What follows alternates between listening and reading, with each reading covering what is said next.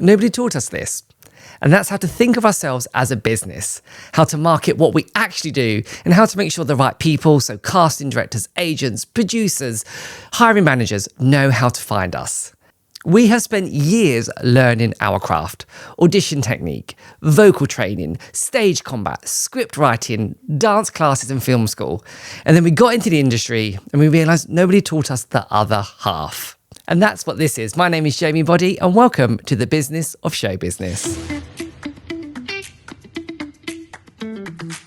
So I've been in the industry for nearly 20 years. I started out as a performer, so theatre, TV and film. I've been on tour, I've been on set, I've been on cruise ships. I've been in the audition queue, not knowing if you're going to book work that month. I know the hustle from the inside and balancing that with life and all your other commitments as well. It's hard work. But here's the thing, as my career moved from performing and into the world of media and marketing, working on the campaigns for West End shows, lecturing at performing arts colleges, writing for industry publications and covering events like the BAFTAs, the Olivier's and Edinburgh Fringe, I realised something. I did so many things wrong, or I could have streamlined processes. And it wasn't just me, it was my friends, peers, performers. They did it too. And it's not because they weren't talented, but it's because no one ever showed us the business side of the industry. So that's what this show is, the business of show business. Conversations with performers, casting directors, agents, producers, marketing specialists, PR experts, and so much more. And they all ask the same question, but from different angles. And that question is, how does this industry actually work? And how can you make it work for yourself? So here's the thing that's often missed off the curriculum in education and training, and it's that you are a business. And no one is going to care more about your career than you will.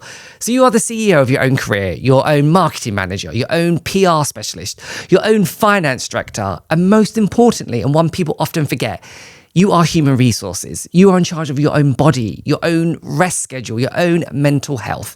You manage you in this crazy business of show business. And yes, some of those hats may sit on your agent or your manager's head, but even then, nobody is going to care more about your career than you will. Nobody else will. Once you actually accept that, not just nod at it or kind of glaze over when someone mentions it, everything starts to change. Marketing stops feeling like something other people do. It becomes just you, talking clearly about your skills and what you have to offer, and you move in the right circles and towards your goals. Your talent and your skills, they're going to get you over the line, but it's how you show up, how you position yourself, and how visible you are that's going to get you in the room in the first place and keep you in them. So those are two completely different things, but both sides of the industry and your skill set and your soft skills, all of that matters and goes towards the same goal. So here's how I want you to think about this situation and what lens to look through the business side of the industry. There is a role out there with your name all over it, but it only matters if the right person knows you exist. So an audition isn't just you showing what you can do. It's you answering a question that the casting director has already put out there. The brief already exists. So the performers who consistently book work are the ones who understand what question is being asked, and they make sure their entire presence and their skill sets is marketed in the way that answers that question. So whether it's in person, online, on paper, in the room, there is a consistency with their brand and their USP. It's not always the most talented person who works. It's the most discoverable, the most consistent, the one who makes it easiest for the right people to say yes and to find them. So I want you to remember that, understanding that your business gives you a different lens to look through, and it will change how you look at every decision that is linked to your career. So the word brand, it can sound scary, it can sound corporate, and it sounds like you are turning into a physical product. I get it, but it's so important that you understand your personal brand and what makes you unique in this industry. So in my opinion, the best definition of your personal brand is simply what someone says about you when you leave the room. Your brand is made up of your skills, your personality, your reputation, all of that, hopefully intentionally shaped by how you show up in person and online. That's it. Simple. We often don't say the most positive things to people's faces. We talk about you behind your back. So what does someone say about you behind the back? So here's a bit I love about knowing your brand and how to bring that digitally. As a performer, you perform to an audience that fits in that room, that 150-seater theatre, that studio, that conference hall, that stadium. That is your reach. That's it. However, having a strong online presence and brand, that's your stage without walls. That's you performing to an audience with no size limit. So stop limiting your reach to the size of the room you happen to be standing in. Think of your brand and reputation causing ripples far beyond the room you are in. So that is what this show is all about. Here are some quick tips and tricks to help you thrive in the creative industry. Strap yourself in. So the first thing I want you to look at is, what do people see about you online? How do you show up digitally? The in-person and the online need to match. So I want you to open an incognito window or a private browser on your phone, on your tablet, on your laptop, and Google yourself. That is what a casting director will see. There's no previous search history because it's in a private window. So what comes up? Is it really you? Is it the current version of you? Or is it you from 3 years ago? Or do you simply not show up at all online? Your social media, your spotlight page, your website, your landing page on your agent's website, do they all tell the same story? Does the person they find online match the person who just walked into that audition or that meeting or that casting? Because if you can Google a casting director, they can Google you. And what do they find? Does it match that in-person experience? Does it match, hopefully, that shiny, lovely person in the meeting or the audition? Or does it confuse them? Is it a headshot online from 4 or 5 years ago, or a student film from 10 years ago? Or does it match your brand and your USP right now?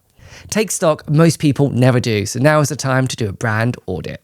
So my next tip is about showing up online. You do not need to be on every platform. I get this question all the time. The more platforms you are on that you do not use successfully and succinctly for your business, you're going to dilute your product and burn yourself out. Because there's no point running 6 accounts and trying to be everything to everyone, because then you'll be nothing to no one. So I say pick 3, be that triple threat. So that could be 2 social media platforms and YouTube, or it could be an audio platform because you're a singer, actor, a website, and a social media platform. Pick 3 and be a triple threat, and then build up and make sure you have a solid personal brand before you go further afield. So for most people in the creative industries, Instagram is a non-negotiable. We are in a show versus tell industry. It's a visual storytelling platform, and the industry loves it. So I say start there if you're unsure, and then go to where your audience is. Start on Instagram and springboard from there to where your ideal client lives. And please remember, the key word is social in social media.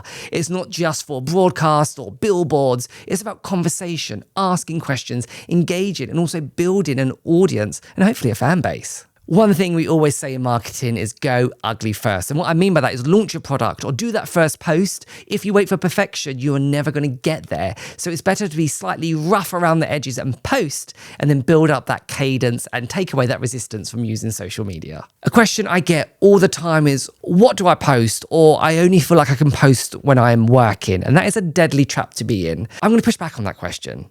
You are not just working when you're on stage. You are always working. I don't mean you need to be on 100% of the time. You are a human. But what I mean is, just because you're not in a show or TV series doesn't mean that you're not in class, creating your own work, resting to better prepare yourself for auditions, networking, educating yourself. You're doing so much to build on your career. Your value as a human, as a performer, as a creative, and your expertise and your personality, it doesn't disappear between contracts or when you're not on set.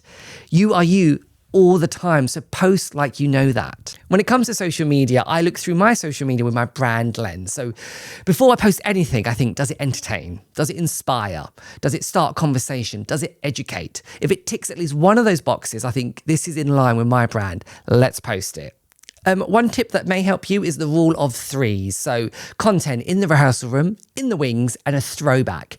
Think 3 pieces of content from everything to do with your business, and then build up your consistency there. Ride that wave and take away the resistance. Also, please remember, when it comes to social media, you are not a robot. You are a human.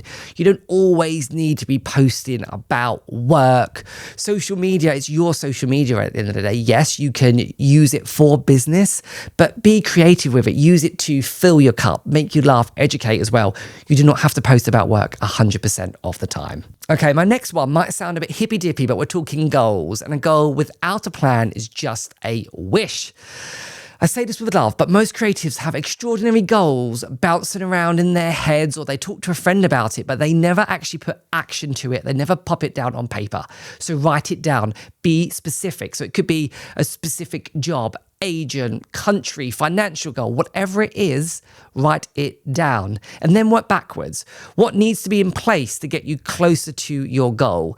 The more stepping stones you place, it's not so much a leap of faith then, because you've actually got a strategy in place towards your goal. Once you're sure of your brand and your USP, your content and networking all starts to move towards the same goal. You have specifics in mind. Otherwise, you're just going to be busy, and busy is not the same as productive, and quite often performers confuse being busy with success. My final tip is on networking, and I know this word can be cringe. It can make people want to close this video, but it's because networking has had a bad reputation. It's been done badly. People go into events, think, oh, what can I get? I need work, I need a job. That's not networking, that's canvassing. If we drill down to networking, here is what it is: 2 ears and 1 mouth. Use them in that ratio. Any room you're in, you're not asking that person what they can do for you. You're listening and then thinking, what can I offer? What helps this conversation move forward? What do I know that can be useful? What connections could I make from this? And what also connections can I give them to help them get towards their goal as well? The more people that know your name, your brand, your work, and your skills and have a positive impression of you, the more successful you are and the more likely you are to find work. That's not because they are hiring you on the spot when you're networking, but because when people say your name in a room, they know what your brand is. They know they can trust you. People buy into brands that they know, like, and trust, and you want to be that brand. Success compounds. So the more that you practice something, the better you get. And then the more people that know you are good at that is going to increase your chances of success. So practicing and telling equals a greater chance of success. Networking is one of your most valuable things, one of the most valuable skills to improve and have in your arsenal. So think about that the next time you are in a room or you meet someone that is in your industry. So before I let you go, hope you do go back and check the full Business of Show Business archive. But remember, you are talented, you work hard, and you care deeply about what you do. And because of that, you deserve a career that reflects all of that, not just moments or flashes in the pan, or that moment you feel alive when you're standing in a room in front of the right person. You want to build the career that you deserve. Marketing isn't about selling yourself. It's about making sure the right people can find you, and that when they do, they make the right decision and know that you are the solution to that problem, and that you are a consistent picture of who you are online and in person. I hope you've enjoyed this solo episode of the Business of Show Business, and there are plenty more episodes in the archives. If there's a topic you want me to explore more, send me a DM. And until next time, I've been Jamie, and this is the Business of Show Business.